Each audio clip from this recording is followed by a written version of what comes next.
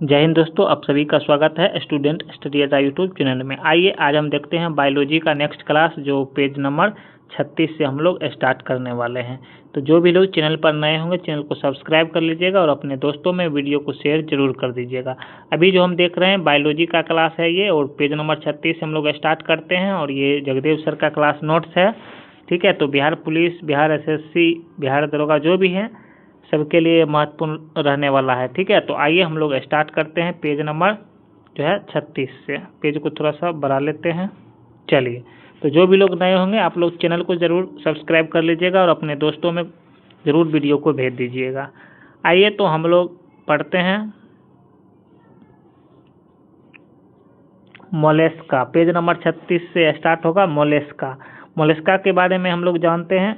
इस संघ के अंतर्गत आने वाले जीव का शरीर क्या होता है? काफ़ी मुलायम होता है। यानी कि मोलेस्का के अंतर्गत आने वाले आने वाले जितने भी जीव होते हैं सबका शरीर क्या होता है? काफ़ी मुलायम होता है।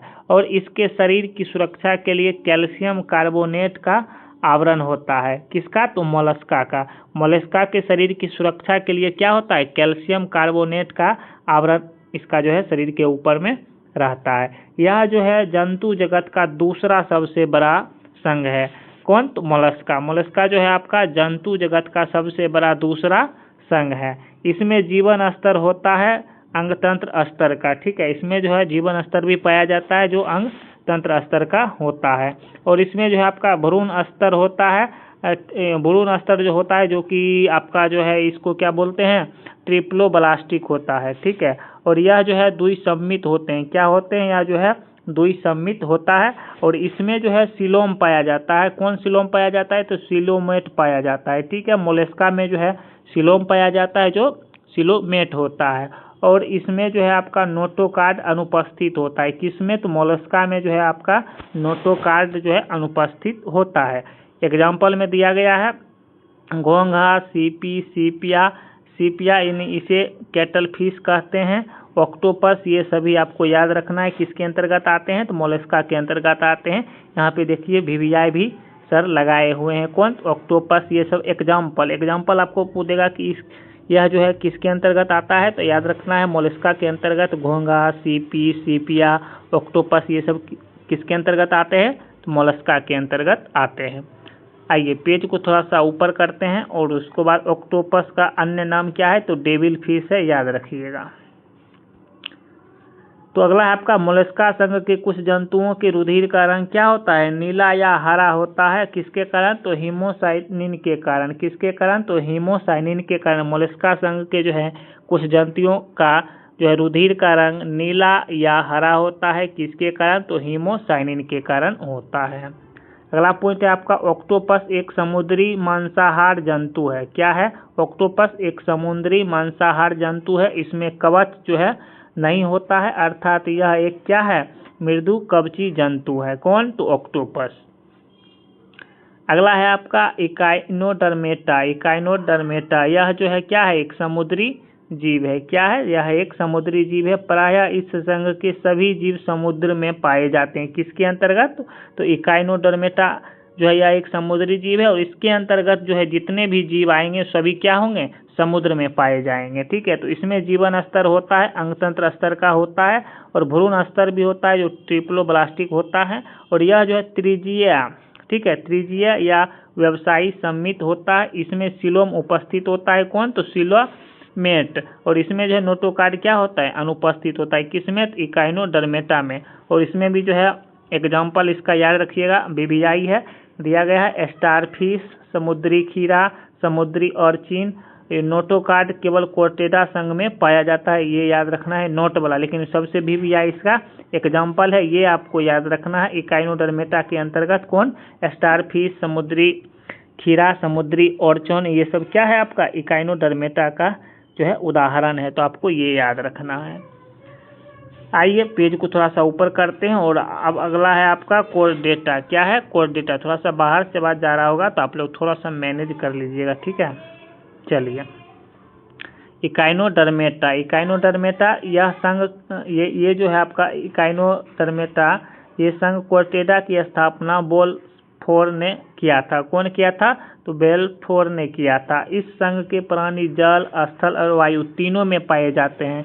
यानी इसके अंदर क्वार्टेरा के अंतर्गत जितने भी प्राणी होते हैं, जल, स्थल और वायु क्या होते हैं? तीनों स्तर में पाए जाते हैं। इसमें भी जीवन स्तर होता है, अंग तंत्र स्तर का होता है, भ्रूण स्तर इसमें भी होता है, ट्रिप्लोब्लास्टिक, और इसमें सीलोम उपस्थित होता है। कौन सा? सीलोमेट। और इसमें नोटोकार्ड क्या होता है? उपस्थित होता है। चलिए अगला हम लोग देखते हैं पेज नंबर 37 की ओर हम लोग आगे बढ़ते हैं। क्वार्टेरा को 5 भागों में विभाजित किया गया है। ठीक है, क्वार्टेरा को जो है आपका 5 भागों में विभाजित किया गया है। पहला है मत्स्य, दूसरा है उभयचर, तीसरा है सरीसृप, चौथा है पक्षी और पांचवा है मैमेलिया यानी कि स्तनधारी। मत्स्य में आपका मछली वर्ग आ जाते हैं।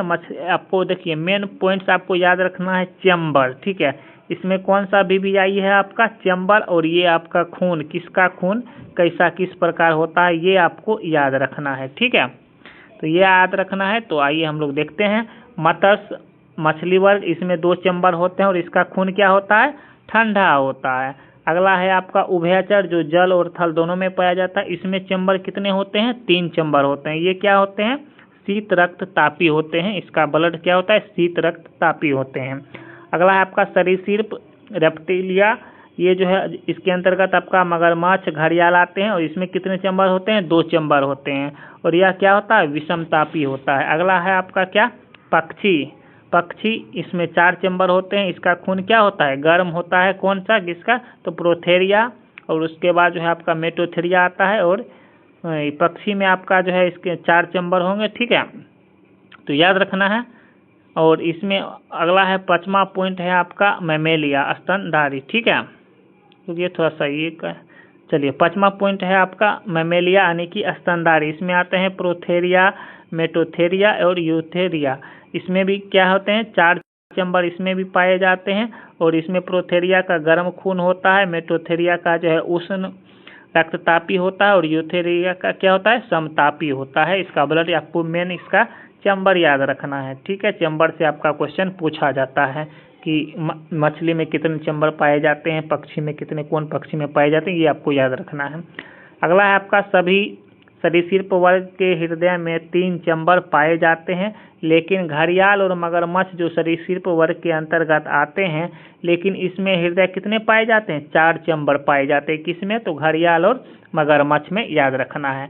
और एक पॉइंट और आपको याद रखना है कि सबसे ज़्यादा गर्म खून किसका होता है? बकरी का होता है। सबसे ज़्यादा गर्म खून बकरी का होता है।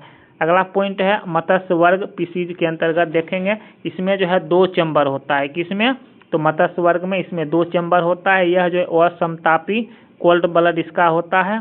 और ये जो है शीत रक्ततापी होते हैं, विषम रक्ततापी होते हैं। श्वास जो है ये गलफरा यानी कि गिल से लेते हैं। एग्जाम्पल में आपका डॉग फिश यानी कि शार्क हो गया। ये क्या है? मछली है। इसमें सूंघने की क्षमता बहुत ही अधिक होती है। इसमें कोई हड्डी नहीं होती है लेकिन उपस्थित होती है। और समुद्री घोड़ा क्या है? ये भी मछली है। और गेम्बूसिया क्या है? ये भी मछली है। और यह जो है मच्छर को खा जाता है। कौन सा? तो गेम्बूसिया। ठीक है, ये पाषाण मछली की क्या होता है? जहरीला। स्टोन फिश क्या होता है? जहरीला होता है। मछली में सल्क पाया जाता है और इसमें ग्रंथि क्या होते हैं? नहीं पाए जाते हैं। आगे है पॉइंट आपका कि ब्लू व्हेल और डॉल्फिन मछली नहीं है, यह जो है दूध पिलाती है। क्या? ब्लू व्हेल और डॉल्फिन क्या है? मछली नहीं है। ठीक है, अब आइए अगला पॉइंट आता है उभयचर। उभयचर, इसमें जो है चैम्बर होता है, 3 चैम्बर होता है। ठीक है, और श्वास ये गिल्स, पानी में अगर रहेगा तो जो है गिल्स के द्वारा लेगा। अगर जमीन पर स्थल पर रहेगा फेफड़ा के द्वारा लेता है। और अगर ये जो है जमीन के अंदर रहेगा तो त्वचा के द्वारा ये लेता है। और ये तीनों जगह पाया जाता है। अगला है पेज नंबर 38। पेज नंबर 38 का पॉइंट हम लोग देखते हैं। चलिए पेज नंबर से, हाँ चलिए ठीक है। चलिए पेज नंबर 38 में इसके पास सल्क नहीं होता है। किसके पास? तो उभयचर के पास सल्क नहीं होता है। इसमें पंख भी नहीं होता है, ये आर्द्र होता है। इसमें ग्रंथि पाया जाता है। ठीक है, एग्जाम्पल में आपका मेढक हो गया, सेलोमेंडर यानी मेढक की प्रजाति है। टोड हो गया, दादुर हो गया, हैला हो गया, ये सब क्या है? ये सब जो है उभयचर हैं। बिना पंख के ग्रंथि मुक्त त्वचा होता है इसमें। अगला आते हैं हम लोग पॉइंट क्या है, सरीसृप यानी कि रेप्टेलिया। यह जीवन भर पेट के बल चलता है। कौन सा, तो सरीसृप। इसमें कितने चैम्बर होते हैं, 3 चैम्बर होते हैं। अपवाद में मगरमच्छ और घड़ियाल को छोड़ करके इसमें जो है आपका 4 चैम्बर पाया जाता है। और सरीसृप का जो है श्वसन अंग कौन सा होता है, तो सरीसृप का भी श्वसन अंग जो है फेफड़ा होता है। इसका खून ठंडा, शीत रक्ततापी और विषम रक्ततापी तीनों होता है। इसमें क्या होता है, सल्क मौजूद होता है। ठीक है, इसमें जो है आपका सरीसृप में सल्क मौजूद होता है। ठीक है, मौजूद रहता है। त्वचा होता है शुष्क और पंख नहीं इसमें पाया जाता है। ग्रंथि विहीन होता है। सल्क के साथ साथ जो है शुष्क और ग्रंथि विहीन त्वचा इसमें पाया जाता है। एग्जाम्पल में है सांप, छिपकली, मगरमच्छ, घड़ियाल इत्यादि। सांप जो घोंसला बनाता है, कौन सा सांप घोंसला बनाता है, तो किंग कोबरा। याद रखना है। समुद्री सांप को क्या कहा जाता है, तो हाइड्रोफिश कहा जाता है समुद्री सांप को। एकमात्र उड़ने वाली छिपकली कौन सा है, तो एकमात्र उड़ने वाली छिपकली जो है आपका डेक्रो है। और जहरीली छिपकली कौन है, तो हेलोडर्मा है। कौन सा, जहरीली छिपकली। आइए अगला है आपका पक्षी वर्ग। एबीज के अंतर्गत आने वाले जो है इसके बारे में हम लोग देखते हैं। पक्षी वर्ग, इसके अंतर्गत सारे पक्षी आते हैं। इसके पंख की हड्डियां खोखली, हल्की एवं मजबूत होती है, जो उड़ने में क्या होती है, सहायक होती है। इसके हृदय में 4 चैम्बर होते हैं। ठीक है, किसमें, तो पक्षी वर्ग में। और इसका श्वसन अंग क्या है, फेफड़ा है। ठीक है, याद रखना है। पक्षी वर्ग का श्वसन अंग फेफड़ा। रुधिर का ताप हर मौसम में समान होता है, अर्थात ये समतापी होते हैं। ठीक है, समतापी मतलब समान होता है। अगला है आपका सल्क, इसमें नहीं पाया जाता है। और यहाँ पे दिया है कि पक्षियों में पंखों के साथ जो है शुष्क और ग्रंथि विहीन त्वचा पाया जाता है। त्वचा इसका जो होता है शुष्क यानी कि ग्रंथि विहीन होता है। और ग्रंथि यानी कि प्रीन या तेल ग्रंथि पक्षियों में पूंछ के आधार पर जो है पाया जाता है। सबसे बड़ा पक्षी तो शुतुरमुर्ग होगा, ऑस्ट्रिच जिसको बोला जाता है। सबसे कोशिका की बात करेंगे तो शुतुरमुर्ग का ही अंडा होता है। और न्यूजीलैंड का राष्ट्रीय पक्षी कौन सा है, तो कीवी है। पेंगुइन पाया जाता है अंटार्कटिका में। और सबसे छोटा पक्षी हमिंगबर्ड, जो गुंजन पक्षी के नाम से भी जाना जाता है। और ये उल्टा उड़ने वाली पक्षी होता है, चोंच शरीर से भी बड़ा होता है इसका। सबसे तेज उड़ने वाली पक्षी तो आवाबिल, कौन सा, आवाबिल होता है। अगला है पेज नंबर 39 पक्षी का उत्सर्जी पदार्थ क्या होता है, यूरिक अम्ल होता है। पक्षी का उत्सर्जी पदार्थ यूरिक अम्ल होता है। अगला है आपका मछली का उत्सर्जी पदार्थ क्या होता है, अमोनिया होता है, NH3 अमोनिया। याद रखिएगा। आगे हम लोग देखते हैं मैमेलिया यानी कि स्तनपायी। इसके अंतर्गत जो है मेन पॉइंट जो दिया गया है इसको हम लोग देखते हैं मैमेलिया के अंतर्गत। इस वर्ग के जंतुओं पर नर एवं मादा दोनों में क्या होते हैं, स्तन ग्रंथियां पाए जाते हैं। ठीक है, याद रखना है आपको। यह जो है अपने बच्चों को क्या होता है, दूध पिलाती है। कौन, तो मैमेलिया। इस वर्ग के जंतुओं की त्वचा पर रोम यानी कि बाल पाए जाते हैं। और इसके हृदय में जो है 4 चैम्बर होते हैं। 2 होते हैं आलिंद और 2 क्या होते हैं, नीले होते हैं। इसका श्वसन अंग जो है फेफड़ा होता है मैमेलिया का। और इसमें सल्क जो है नहीं पाया जाता है। त्वचा होता है लेकिन शुष्क होता है। पंख इसमें नहीं पाए जाते हैं। ग्रंथि इसमें पाया जाता है। इसका उत्सर्जी पदार्थ जो है यूरिया होता है। प्रयोगशाला में खोजा जाने वाला जो है पहला कार्बनिक पदार्थ कौन था, यूरिया था। याद रखना है आपको। उसके बाद है बालों के साथ ग्रंथि वाली त्वचा इसमें पाया जाता है। और अंडा देने वाला क्या कहलाता है, अंडज या अंडाणुज। और बच्चा देने वाला जरायुज कहलाता है। अब आइए अगला हम लोग देखते हैं मैमेलिया। इसको जो है 3 भागों में बांटा गया है, प्रोटोथीरिया और मेटाथीरिया और यूथीरिया। प्रोटोथीरिया क्या होता है, तो ये जो है अंडा देगा और अपने बच्चे को क्या होगा, दूध पिलाएगा। और मेटाथीरिया क्या है, ये अल्प विकसित बच्चा को जन्म देता है, जैसे कि कंगारू हो गया। और यूथीरिया क्या होता है, तो ये जो है पूर्ण विकसित बच्चा को जन्म देता है, जैसे कि गाय, भैंस, घोड़ा, हाथी, मनुष्य, ये सब किसके अंतर्गत आते हैं, तो यूथीरिया के अंतर्गत आते हैं। ठीक है। अगला है मगरमच्छ के बच्चा को क्या कहा जाता है, तो हैचलिंग कहा जाता है। मगरमच्छ के बच्चा को क्या कहा जाता है, हैचलिंग कहा जाता है। मछली लगेगा लेकिन मछली है नहीं, ट्रिक। ट्रिक क्या है, जो मछली की तरह आपको लगेगा लेकिन जो है वो मछली वास्तव में नहीं है। जैसे कि इसका ट्रिक जो है सर बताए हैं, जेसी क्राइकू डे स्टार सेल रेजर, यानी कि जेली फिश क्या है, मछली की तरह आपको लगेगा लेकिन ये मछली है नहीं।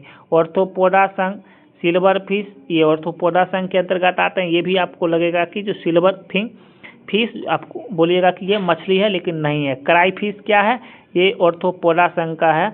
और कटल फिश क्या है, ये मोलस्का संघ का है। ये भी आपको नाम से आपको लगेगा कि हाँ ये मछली है। जैसे कि डेविल फिश, स्टार फिश क्या है तो इकाइनोडर्मेटा के अंतर्गत आता है। रेजर फिश मोलस्का संघ के अंतर्गत आता है। उसके बाद सेल फिश किसके अंतर्गत आता है, ऑर्थोपोडा के अंतर्गत आता है। ये सब नाम से क्या लग रहा है, नाम से ही लग रहा है कि ये सब मछली है लेकिन ये सब मछली है नहीं। ठीक है, याद रखना है आपको। अब आइए पेज को थोड़ा सा ऊपर करते हैं हम लोग, पेज नंबर 40 की ओर हम लोग आगे बढ़ते हैं। उसके बाद है पादप आकार की प्लांट मॉर्फोलॉजी, पेड़ पौधे की बाहरी संरचना यानी कि भौतिक संरचना जो हमें दिखाई देता है, जो उसे आकार प्रदान करता है, जैसे कि आपका जड़, तना, पत्ती, पुष्प, फल व बीजों आदि की रचना एवं उनके विकास का अध्ययन क्या कहलाता है, पादप आकारिकी कहलाता है। याद रखना है पादप आकारिकी, इसके अंतर्गत जो आपका जड़, तना, पत्ती, फूल, फल ये सब क्या होता है, प्राप्त होता है फूल के अंडाशय वाले भाग से प्राप्त होता है। और जड़, तना, पत्ती जो है ये तीन जो है आपका जड़, तना और पत्ती, जड़, तना और पत्ती ये जो है आपका वनस्पतिक भाग है यानी कि वर्धी भाग है। और ये जो है अलैंगिक जनन करता है। ठीक है, और फूल जो है आपका जनन अंग इसका पुंकेसर है, नर भाग है। और ये जो है आपका क्या है, लैंगिक जनन है। कौन सा, तो फूल। और फल जो है आपका प्राप्त होता है तो फूल के अंडाशय वाले भाग से जो है आपका फल प्राप्त होता है। आगे देखते हैं जो नोट में दिया गया है, पेड़ पौधे में लैंगिक जनन फूल वाले भाग में, जबकि जड़, तना, पत्ती वाले भाग में अलैंगिक जनन होता है। याद रखना है, ये नोट वाले पॉइंट को याद रखना है। पेड़ पौधे में लैंगिक एवं अलैंगिक दोनों प्रकार का जनन होता है। पेड़ पौधे में लैंगिक जनन में अधिक विविधता देखने को मिलती है, जबकि अलैंगिक जनन में जो है अधिक समानता देखने को मिलती है। अलैंगिक जनन में आधुनिक आनुवांशिक गुण पाया जाता है, जबकि लैंगिक जनन में आनुवांशिक गुण अधिक अंतर देखने को मिलता है। जितने भी लोग लाइव हैं वीडियो को लाइक कर दीजिए, बहुत ही कम लोग लाइक किए हैं और ज़्यादा से ज़्यादा लोग लाइव रहा करिए, इतना कम लोग लाइव रहते हैं। ठीक है, चलिए जो भी लोग लाइव जुड़े हैं आप लोग वीडियो को थोड़ा सा लाइक कर दीजिए ताकि मेरा भी मनोबल बना रहे। ठीक है, कल क्लास नहीं करवा पाए थे कोई सा।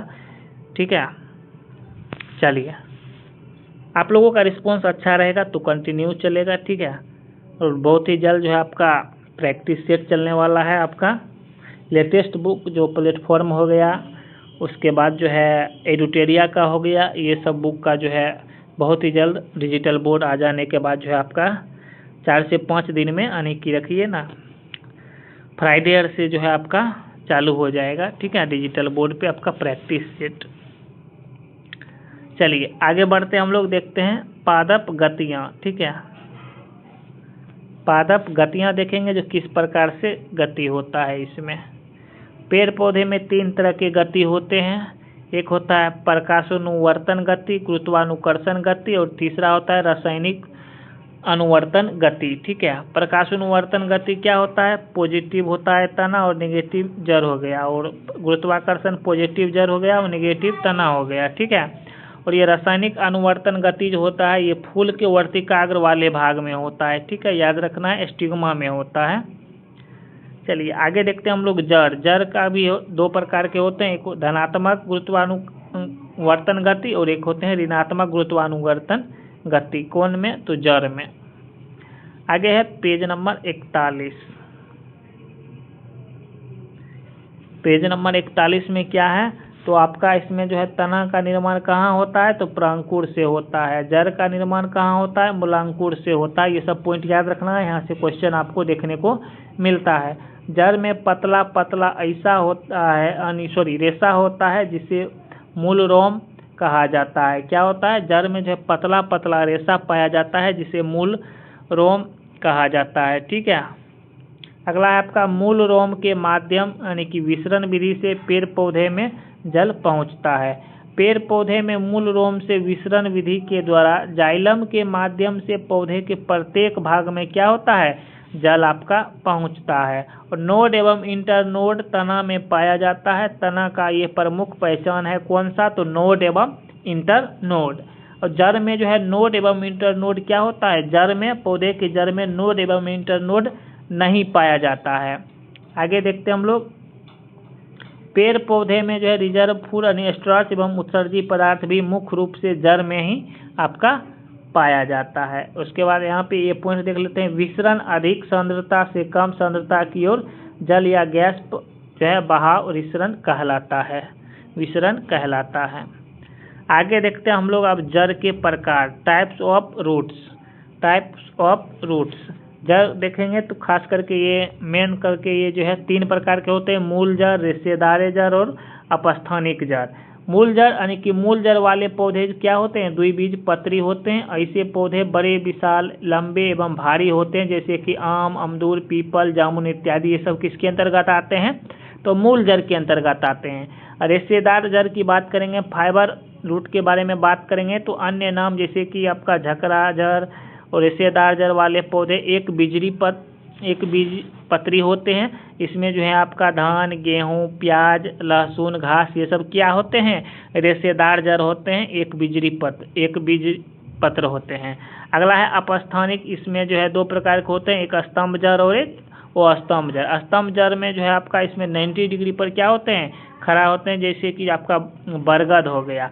और ये स्तंभ की बात करेंगे तो ये जो है आपका गन्ना, ईख, मक्का ये सब क्या होते हैं, स्तंभ जड़ होते हैं। यह जड़ मिट्टी के बाहर रहता है, ठीक है, तो ये सब आपको याद रखना है। अब आते हैं मूल जड़। मूल जड़ भी खास करके इनको 3 भागों में बांटा गया है, तुर्की रूपी जड़, शंकु रूपी जड़ और कुंभी रूपी जड़, ठीक है। तो तुर्की रूपी में मूली हो गया, शंकु रूपी में गाजर हो गया और कुंभी रूपी में जड़ हो गया चुकंदर, सलगम, ये सब क्या हो गया आपका कुंभी यानी कि गोलाई में, अब गाजर जो है आपका लंबाई में, और ये भी तुर्की रूपी यानी मूली जो हो गया, ये सब क्या है, तुर्की है। आइए आगे देखते हैं हम लोग 42 पेज नंबर।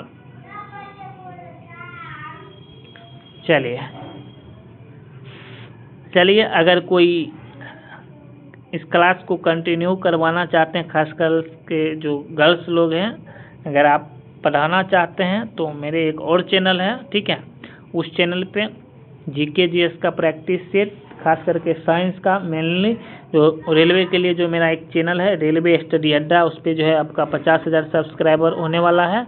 अगर कोई गर्ल्स हैं जो पढ़ाना चाहती हैं तो आप लोग कमेंट करिएगा, वहाँ पे आपको सारा जानकारी दे दिया जाएगा। अपने घर बैठे जो है आपको पढ़ाना है, ऑब्जेक्टिव MCQ करवाना है, ठीक है, खास करके गर्ल्स जो भी हैं। बस आपके पास जो है 5G मोबाइल या इंटरनेट स्पीड अच्छी होनी चाहिए, 5G मोबाइल या इंटरनेट स्पीड अच्छी होनी चाहिए, ठीक है। तो आप मैसेज कीजिएगा, ठीक है, लास्ट में क्लास खत्म होने के बाद कमेंट कीजिएगा, वहाँ पे आपको सारा जानकारी बता दिया जाएगा और आप अपने घर बैठे हमारे साथ जुड़ सकते हैं, पढ़ा सकते हैं जीके जीएस, ठीक है। चलिए अगला है आपका सुंदर वन में सुंदरी वृक्ष पाया जाता है। सुंदरी वृक्ष का जड़ देखिए इस प्रकार से आपका होता है, इसमें अर्धवायवीय श्वसन होता है, ठीक है। और सुंदरी वृक्ष, इसके जड़ों को जो है न्यू मेटाफोर जड़ें भी कहा जाता है। जैसे सुंदर वन यानी कि मैंग्रोव वन का उदाहरण है, दलदली इलाका है, ये होता है, क्या होता है, मैंग्रोव वन दलदली इलाका होता है। मक्का, ज्वार, गन्ने में क्या पाया जाता है, वो स्तंभ मूल पाया जाता है, स्टील रूट पाया जाता है। बरगद की शाखाओं से निकलने वाले जल किसका उदाहरण है, तो स्तंभ मूल का उदाहरण है। मैंग्रोव पौधे में जड़ें पाई जाती है कैसे, तो न्यू मेटाफोर। और रेशेदार जड़ तंत्र पाया जाता है, एक बीजपत्री पौधे में पाया जाता है। और ये आपका ब्रायोफिलम में पौधा परासरण होता है, तो जड़ों के द्वारा होता है परासरण। अब आगे हम लोग देखते हैं तना। तना के बारे में दिया गया है, तो तना भी 2 प्रकार से गति करता है, एक है प्रकाशानुवर्तन और एक है गुरुत्वानुवर्तन। तना का निर्माण कहाँ पे होता है, तो खास करके ये प्रांकुर से होता है और इसमें नोड एवं इंटरनोड दोनों पाया जाता है। किसमें, ये जो है आपका तना का जो है मूल पहचान होता है कौन सा, तो नोड एवं इंटरनोड। सबसे छोटा इसमें क्या होता है, छिद्र पाया जाता है, जिसे वातरंध्र कहते हैं। तना हरा होने का क्या कारण है इसका? क्लोरोफिल के कारण ही। मुख्य रूप से पत्ती में ये क्लोरोफिल क्या होता है? पाया जाता है। नोड क्या होता है? गांठ होता है। और इंटरनोड क्या होता है? दो गांठ के बीच की दूरी को क्या कहते हैं? इंटरनोड कहते हैं। ठीक है, जैसे ये हो गया आपका नोड, और एक और गांठ दे देंगे यहाँ पर, और ये जो बीच की दूरी रहेगी इसे क्या कहा जाता है? इंटरनोड कहा जाता है। और ये जो आपका ये गांठ है, गांठ यहाँ पे, तो इसे हम नोड कहते हैं। ठीक है, आइए आगे करते हैं। पत्ती में पाया जाने वाला छिद्र को क्या कहा जाता है? रंध्र कहा जाता है। ये क्लास 9th में भी आप लोग पढ़े होंगे।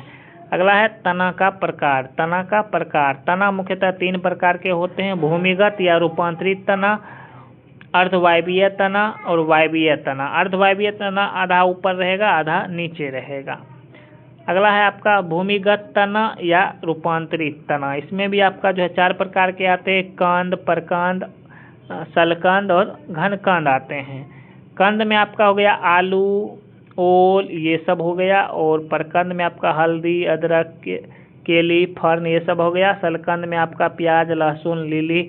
और घनकंद में आपका जिमीकंद, वंडा, अरबी, ये सब होता है। आगे है पेज नंबर 43।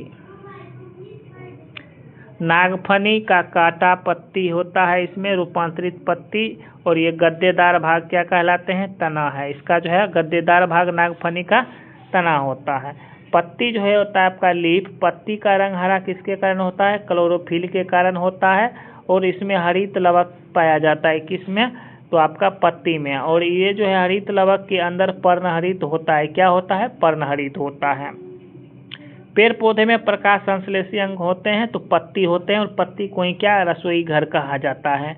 प्रकाश संश्लेषी अंग कौन होते हैं? क्लोरोप्लास्ट होते हैं। प्रकाश संश्लेषण की इकाई क्या कहलाता है? क्लोरोफिल कहलाता है। अब आइए पेज को थोड़ा सा ऊपर करते हैं हम लोग। पत्ती के रंध्र के पास जो कोशिका पाई जाती है उसे क्या कहा जाता है? तो उसे गार्ड सेल कहा जाता है, द्वार कोशिका कहा जाता है। और पत्ती में पाया जाने वाला छिद्र क्या होता है? स्टोमाटा होता है। और इसी के माध्यम से क्या होता है?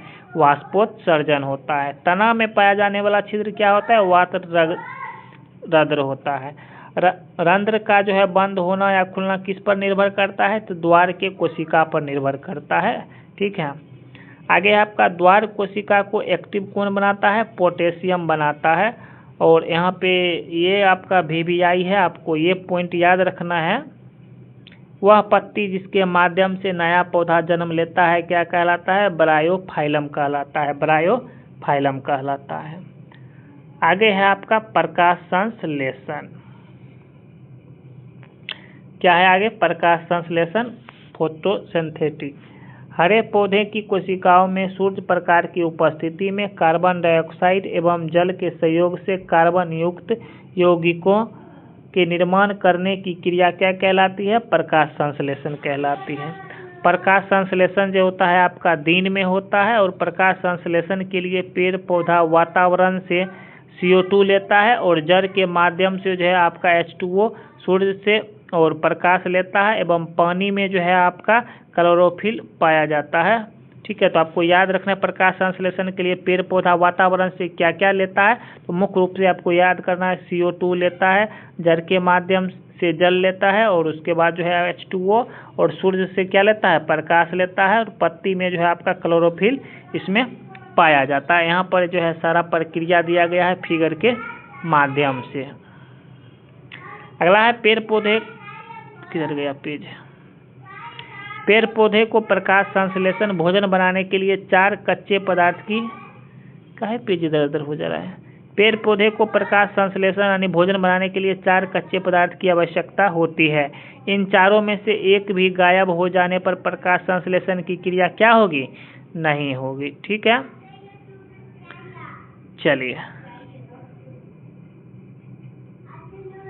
पेज आगे कैसे भाग जा रहा है ऑटोमेटिक।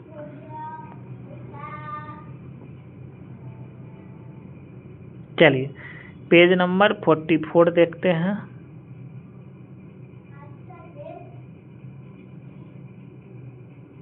चलिए 44 में मेन जो है आपका ये याद रखना है, प्रकाश संश्लेषण के दौरान प्रकाश ऊर्जा क्या होता है, रासायनिक ऊर्जा में बदलता है।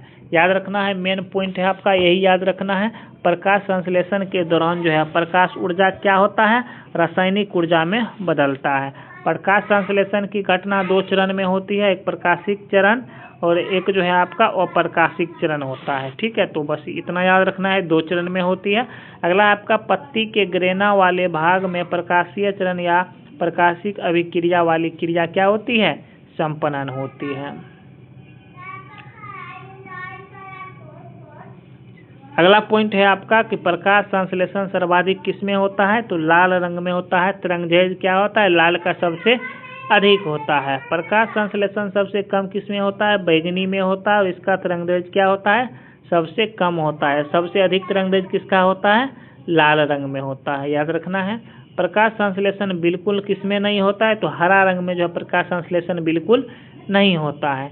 श्वसन के दौरान पेड़ पौधा हमेशा दिन या रात क्या होता है, O2 लेता है। दिन में है भोजन बनाने के लिए उसे प्रकाश संश्लेषण के दौरान बहुत अधिक मात्रा में जो है CO2 लेता है और बहुत अधिक मात्रा में जो है O2 छोड़ता है। बस इतना आपको याद रखना है। नोट में यहाँ पे भी दिया गया है, वही चीज़ दिया गया है, बस शॉर्ट में दिया गया है। प्रकाश संश्लेषण में CO2 लेगा और O2 छोड़ेगा, केवल दिन में होगा। और श्वसन में जो है O2 लेता है और CO2 छोड़ता है हमेशा। अब आगे देखते हैं हम लोग। अगला पॉइंट है आपका कि कुछ पौधे हमेशा दिन या रात क्या होता है, CO2 लेता है और O2 छोड़ता है, जैसे पीपल, नीम, तुलसी, बरगद, ये सब हो गया आपका। प्रकाश संश्लेषण किस प्रकार की जैविक प्रक्रिया है, तो ये उपचयी है। और प्रकाश संश्लेषण के समय ATP के निर्माण की प्रक्रिया को कौन सी संज्ञा प्रदान की गई है, तो प्रकाश फास्फोरिकीरण। अगला है आपका जैविक ऊर्जा का अंतिम स्रोत कौन है, तो सौर प्रकाश। जैविक ऊर्जा का अंतिम स्रोत सौर प्रकाश। प्रकाश संश्लेषण में जल के हाइड्रोजन आयन के क्या करता है, आयन को ग्रहण करता है। जल के प्रकाशीय अपघटन में आवश्यक तत्व क्या है, तो मैग्नीज है। अगला है प्रकाश संश्लेषण का अनुपात होता है 10:1। प्रकाश संश्लेषण के लिए आवश्यक होता है तो प्रकाश, CO2, H2O एवं क्लोरोफिल, ये सब क्या है, प्रकाश संश्लेषण के लिए आवश्यक तत्व है। आइए अगला पेज देखते हैं, पेज नंबर 45। पेज नंबर 45 देखते हैं। फूल, यह पौधे का जनन या प्रजनन वाला भाग होता है। फूल के माध्यम से जनन लैंगिक जनन होता है। जो फूल के माध्यम से जो जनन होता है क्या होता है, लैंगिक जनन होता है, लैंगिक जनन कहलाता है। अब आइए पुष्प के कुछ भाग हैं, इस भाग को देखते हैं। बाह्य दलपुंज, दलपुंज, पुमंगल यानी कि नर भाग, जयंग यानी कि मादा भाग। बाह्य दलपुंज की बात करेंगे तो ये बाह्य दल होता है, और ये दलपुंज की बात करेंगे तो दल, इसमें जो है सहायक अंग ये होते हैं। और पुमंग की बात करेंगे तो ये पुंकेसर हो जाएगा। और जयंग यानी कि मादा भाग की बात करेंगे तो स्त्री केसर या अंडप, ये क्या है, तो ये मादा भाग है। बस इतना ही आपको याद रखना है। और ये सहायक अंग जो होते हैं ये जो है जनन में कोई मदद नहीं करता है, और ये आवश्यक अंग जो है ये जनन में आपका मदद करता है। कौन, तो पुंकेसर और स्त्रीकेसर जो है आपका ये जनन में मदद करता है। इतना याद रखना है, यहाँ पर फिगर के द्वारा भी समझाया गया है। ठीक है, पुष्प का लंबवत काट। चलिए ये देखते हैं। अगला है आपका फूलों को आकर्षण रंग प्रदान कौन करता है, तो दलपुंज करता है। ठीक है, फूलों को आकर्षक रंग कौन प्रदान करता है, तो दलपुंज करता है। अगला है आपका फूल जब कली अवस्था में रहता है तो उसे ढककर रखने वाले हरे रंग का आवरण को क्या कहा जाता है, तो बाह्य दलपुंज कहा जाता है। बाह्य दलपुंज कहा जाता है। एक बाह्य दल को क्या कहा जाता है, तो सीपियल यानी कि सिंग कहा जाता है। अगला है सभी बाह्य दलपुंज को एक साथ क्या कहा जाता है, तो कैलियर कहा जाता है। फूलों को विभिन्न तरह को रंग प्रदान कौन करता है, तो दलपुंज करता है। एक दलपुंज यानी कि पेटल, और सभी दलपुंज को एक साथ क्या कहा जाता है, कोरोला कहा जाता है, यानी कि दलपुंज कहा जाता है। पुमंग यानी फूल का मेल वाला भाग है, और जयंग फूल का फीमेल वाला भाग है, और एक पुमंग यानी कि पुंकेश्वर होता है। तो ये पॉइंट आपको याद रखना है, 3 पॉइंट। ठीक है, चलिए तो पेज नंबर आपका जो है 45 तक करवा दिए हैं, और आगे बढ़ाएं क्या, 45 तक यानी कि 10 पेज आपका हो गया है। 35 से 45, 36 से और करवाएं क्या, सभी लोग कमेंट करिए। अब रहने देते हैं, ठीक है, अब रहने देते हैं। चलिए, बहुत अच्छा, आप लोग वीडियो को शेयर कर दीजिएगा। और जो है हम लोग कल जो है आपका स्टार्ट करेंगे, पेज नंबर 46 से हम लोग कल स्टार्ट करते हैं। और ये आवश्यक अंक जो है ये यहाँ से हम लोग स्टार्ट करेंगे, ठीक है। चलिए, बहुत अच्छा। तो जो भी लोग खास करके जो गर्ल्स जो हमारे साथ जुड़ना चाहते हैं, अगर जीके जेस का प्रैक्टिस सेट अपने घर बैठे करवा सकते हैं तो आप हमें मैसेज कीजिएगा। और वो चैनल है आपका रेलवे स्टडी अड्डा, देखिएगा आप लोग 49,000 सब्सक्राइबर है रेलवे स्टडी अड्डा, ठीक है, रेलवे स्टडी अड्डा। इस पर जो है पेन नहीं है तो हाथ से लिखने में नहीं बन रहा है, रेलवे स्टडी अड्डा। इस पर आपको जो है पढ़ाना है, अपने घर बैठे पढ़ाना है। बस आपके पास जो अच्छी इंटरनेट स्पीड होना चाहिए, यानी कि अगर 5G आपके पास एरिया में है, आपका मोबाइल है, तो फिर तो नेट की कोई कमी नहीं है, आप पढ़ा सकते हैं, हमारे साथ जुड़ सकते हैं। खास करके जो है आपको प्रैक्टिस सेट करवानी है साइंस की, ठीक है। ये चैनल है आपका मेन करके ये रेलवे के लिए ही बना है। और अभी जो वीडियो आप देख रहे हैं स्टूडेंट स्टडी अड्डा, ये जो है आपका बिहार के एग्जाम्स के लिए है मेनली, ठीक है। कमेंट कीजिएगा, जो भी गर्ल्स अगर इच्छुक हैं तो आप लोग कमेंट कीजिएगा। मिलते हैं नेक्स्ट वीडियो में। थैंक यू सो मच आप सभी को।